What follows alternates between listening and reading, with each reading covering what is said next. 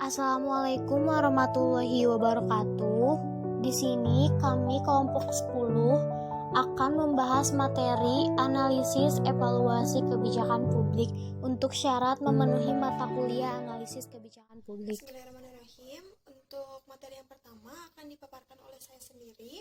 Di sini ada pengertian dan sifat evaluasi kebijakan publik. Secara umum, istilah evaluasi dipadankan dengan penaksiran, pemberian angka, dan penilaian. Dalam arti spesifik, evaluasi berkaitan dengan produksi informasi mengenai nilai atau manfaat hasil kebijakan. Menurut DUN tahun 2003, ketika hasil kebijakan memiliki nilai, hasil tersebut memberikan sumbangan terhadap tujuan dan sasaran yang telah ditetapkan dalam suatu kebijakan. Aktivitas evaluasi seringkali disamaartikan dengan kegiatan pemantauan yang berbeda-beda. Aktivitas evaluasi kebijakan, sedangkan evaluasi memfokuskan diri pada penciptaan premis-premis nilai yang diperlukan untuk menghasilkan informasi mengenai kinerja kebijakan. Menurut DUN tahun 2003. Menurut DUN 2003 juga mencatat bahwa evaluasi kebijakan memiliki sejumlah karakteristik yang membedakan dari metode analisis kebijakan lain. Yang pertama ada fokus nilai, yang kedua ada interdependensi fakta nilai, yang ketiga ada orientasi masa kini dan masa lalu, yang keempat ada dualitas nilai. Baik, untuk selanjutnya ada tujuan dan fungsi evaluasi. Untuk tujuan evaluasi sendiri, yang pertama, mengukur efek suatu program atau kebijakan pada kehidupan masyarakat dengan membandingkan kondisi antara sebelum dan setelah adanya program tersebut. Yang kedua, memperoleh informasi tentang kinerja implementasi kebijakan serta menilai kesesuaian dan perubahan program dengan rencana.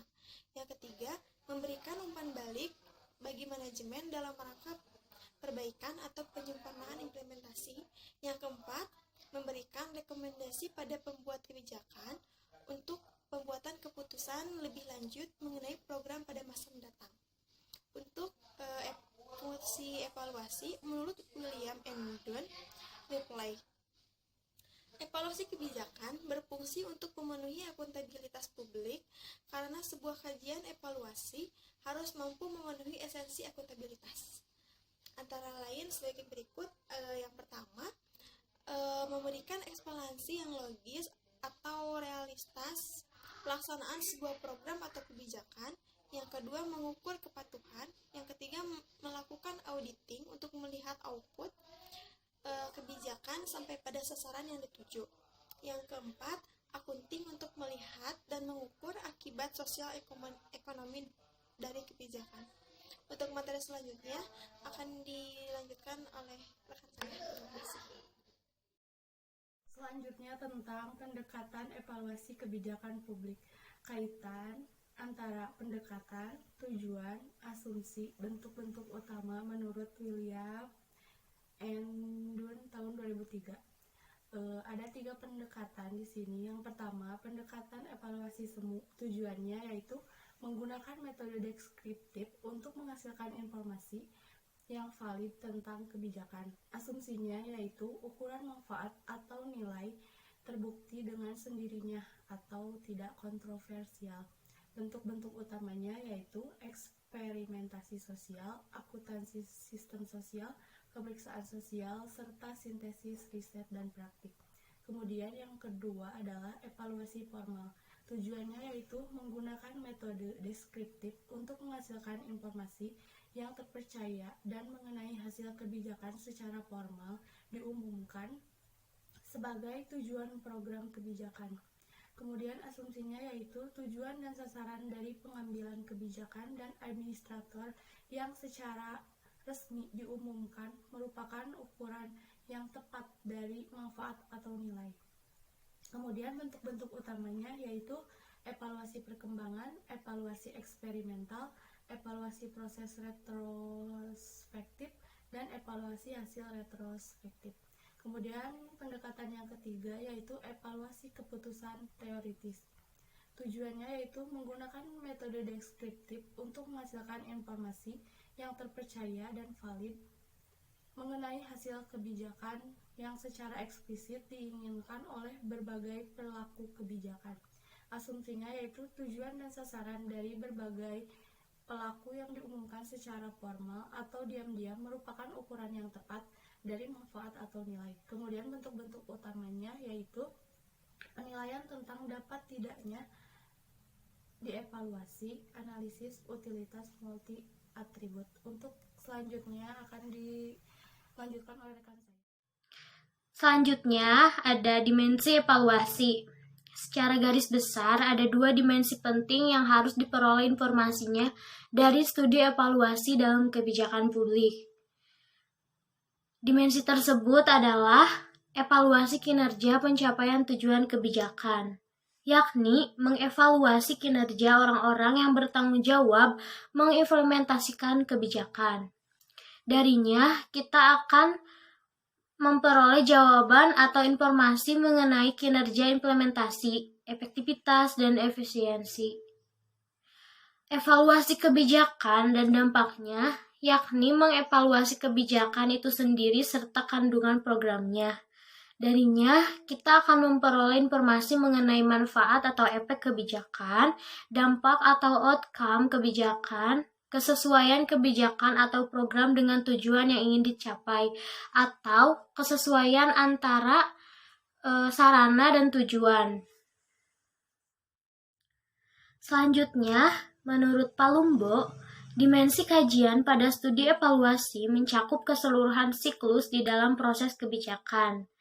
Dari saat penyusunan desain kebijakan, saat implementasi, hingga saat selesai diimplementasikan. Kajian dalam studi evaluasi kebijakan meliputi dimensi antara lain ada evaluasi proses, yaitu pembuatan kebijakan atau sebelum kebijakan dilaksanakan. Menurut Palumbo, pada tahap ini diperlukan 2 kali evaluasi, yaitu evaluasi desain kebijakan dan evaluasi legitimasi kebijakan. Evaluasi desain kebijakan untuk menilai alternatif yang dipilih sesuai alternatif yang paling hemat dengan mengukur hubungan antara biaya dan manfaat atau cost benefit analysis yang bersifat rasional dan terukur. Sedangkan evaluasi legitimasi kebijakan yaitu untuk menilai derajat penerimaan suatu kebijakan atau program oleh masyarakat atau stakeholder atau kelompok sasaran yang dituju oleh kebijakan tersebut. Metode evaluasi diperoleh melalui jajak pendapat, survei, dan lain-lain. Terus evaluasi formatif yang dilakukan pada saat proses implementasi kebijakan sedang berlangsung, dan yang terakhir ada evaluasi sumatif yang dilakukan pada saat kebijakan telah diimplementasikan dan memberikan dampak. Selanjutnya akan dibahas oleh rekan saya. Selanjutnya ada evaluasi formatif. Tujuan evaluasi formatif. Evaluasi formatif bertujuan untuk mengevaluasi pelaksanaan program yang memiliki ciri-ciri. Yang pertama, merupakan evaluasi terhadap proses. Yang kedua, menilai tingkat kepatuhan pelaksana atas standar aturan. Yang ketiga, menggunakan model-model dalam implementasi. Yang keempat, bersifat kuantitatif. Yang kelima, melihat dampak jangka pendek dari pelaksanaan kebijakan atau program. Tujuan evaluasi formatif adalah untuk melihat, yang pertama, sebuah program mencapai target populasi yang tepat. Yang kedua, penyampaian pelayanannya telah sesuai dan konsisten dengan spesifikasi program atau tidak. Yang ketiga, sumber daya apa yang dikeluarkan dalam melaksanakan program tersebut menurut Rossi dan Freeman dalam Parson. Selanjutnya, ada 3 jenis evaluasi formatif. Yang pertama, evaluasi administratif, yaitu evaluasi yang dilakukan di lingkup pemerintahan yang dikaitkan dengan aspek-aspek ketaatan finansial dan prosedur. Yang kedua, evaluasi yudisial, yaitu evaluasi yang berkaitan dengan objek-objek hukum. Yang ketiga, evaluasi politik, yaitu evaluasi yang dilakukan oleh lembaga-lembaga politik. Selanjutnya, ada aspek-aspek evaluasi formatif. Aspek-aspek kinerja implementasi yang dilakukan dalam evaluasi formatif antara lain sebagai berikut. Yang pertama, effort evaluation, yaitu mengevaluasi kecukupan input program. Yang kedua, performance evaluation, yaitu mengkaji output dibandingkan dengan input program. Yang ketiga, effectiveness evaluation, yaitu mengkaji pelaksanaannya sesuai dengan sasaran dan tujuan. Yang keempat, efficiency evaluation, yaitu membandingkan biaya dengan output yang dicapai. Yang kelima, process evaluation, yaitu mengkaji metode pelaksanaan, aturan, dan prosedur dalam pelaksanaan. Evaluasi sumatif atau dampak. Pengertian dampak. Dampak adalah perubahan kondisi fisik ataupun sosial sebagai akibat dari output kebijakan.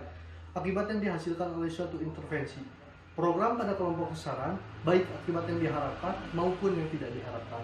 Dan sejauh mana akibat tersebut mampu menimbulkan pola perilaku baru pada kelompok sasaran atau impact.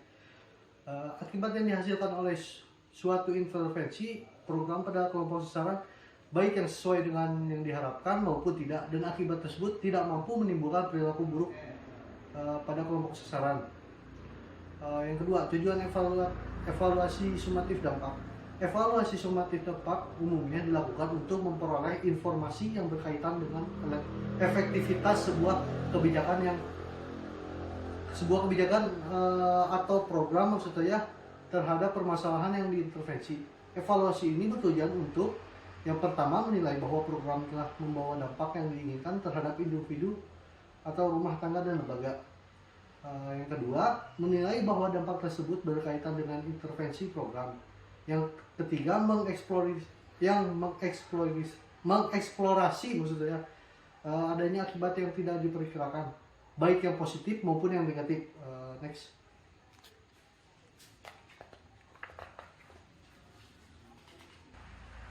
Evaluasi sumatif atau dampak. Dimensi dampak. Dimensi dampak yang dikaji dalam evaluasi kebijakan ini meliputi dampak pada masalah publik atau pada kelompok sasaran yang diharapkan atau tidak. Dampak pada kelompok di luar sasaran yang disebut eksternalitas atau dampak yang melimpah. Yang ketiga, dampak sekarang dan dampak yang akan datang.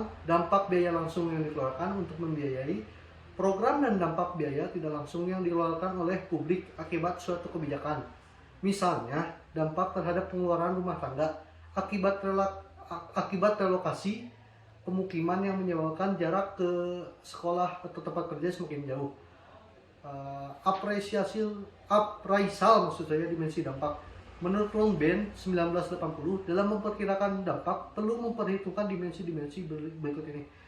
Waktu, selisih antara dampak aktual dan yang diharapkan, tingkat agregasi dampak, tipe dampak, unit-unit sosial terdampak, faktor-faktor kegagalan dampak. Tipe-tipe evaluasi kebijakan publik. James Anderson sebagaimana dikutip Winarno 2007 membagi evaluasi kebijakan ke dalam 3 tipe. Yang pertama, evaluasi kebijakan dipahami sebagai kegiatan fungsional. Yang kedua, tipe evaluasi yang memfokuskan diri pada bekerjanya kebijakan atau program-program tertentu. Yang ketiga, evaluasi kebijakan adalah tipe evaluasi kebijakan sistematis. Dari 3 tipe evaluasi tersebut, tipe yang ketiga merupakan jenis evaluasi yang paling baik. Karena tipe evaluasi tersebut lebih bersifat ilmiah dan menggunakan prosedur ilmiah untuk melakukan evaluasi terhadap suatu kebijakan atau program. Sekian dari saya. Wassalamualaikum warahmatullahi wabarakatuh. Baik, di sini saya Bella Rizka akan melanjutkan materi selanjutnya, yaitu tahapan evaluasi kebijakan publik. Weiss, sebagaimana dikutip Widodo 2007, mengemukakan beberapa tahapan yang harus ditempuh oleh seorang analis atau pelaku penelitian evaluasi kebijakan. Nah, tahapan yang dimaksud yaitu yang pertama ada find out the program's goals. Yang kedua ada translate the goals into measurable indicators of goal achievement. Yang ketiga ada collect data on the indicators for those who participate in the program and for equivalent control group who didn't. Yang keempat atau yang terakhir ada compare the data on participant and control with the goals criteria. Nah, tahapan tersebut kemudian dimodifikasi lebih lanjut oleh Weiss dalam Widodo 2007 dengan langkah-langkah evaluasi kebijakan sebagai berikut. Yang pertama ada formulating the program goals, the evaluation will use as criteria. Yang kedua ada choosing among multiple goals. Yang ketiga ada investigating unanticipated consequence. Yang keempat ada measuring outcomes. Yang kelima ada specifying what the program is. Yang keenam ada measuring program inputs and intervening process. Yang ketujuh atau yang terakhir yaitu ada collecting the necessary data. Baik, selanjutnya masih dalam tahapan evaluasi kebijakan publik. Nah, dari dua teoritisi kebijakan tersebut, dalam Widodo 2007 mengajukan 5 tahapan untuk melakukan evaluasi terhadap kebijakan, program, dan kegiatan dalam ranah publik. Yaitu, yang pertama ada mengidentifikasi apa yang menjadi tujuan kebijakan, program, dan kegiatan. Yang kedua, menjabarkan tujuan kebijakan, program, dan kegiatan ke dalam kriteria atau indikator pencapaian tujuan. Yang ketiga, melakukan pengukuran indikator pencapaian tujuan kebijakan dan program. Yang keempat, mencari dan mengumpulkan data di lapangan berdasarkan indikator pencapaian tujuan kebijakan dan program. Yang terakhir, yaitu melakukan pengolahan data dan mengkomparasi data dari lapangan dengan kriteria pencapaian tujuan. Selanjutnya, Edward Sachman dalam Nugroho 2009 dengan pendekatan praktis menyebutkan 6 langkah dalam evaluasi kebijakan. Yang pertama, mengidentifikasi tujuan program yang akan dievaluasi. Yang kedua, analisis terhadap masalah. Yang ketiga, deskripsi dan standarisasi kegiatan. Yang keempat, pengukuran terhadap tingkatan perubahan yang terjadi. Yang kelima, menentukan apakah perubahan yang diamati merupakan akibat dari kegiatan teori tersebut atau karena penyebab lain. Yang keenam, beberapa indikator untuk menentukan keberadaan suatu dampak. Mungkin cukup sekian video singkat dari kami. Terima kasih, semoga bermanfaat.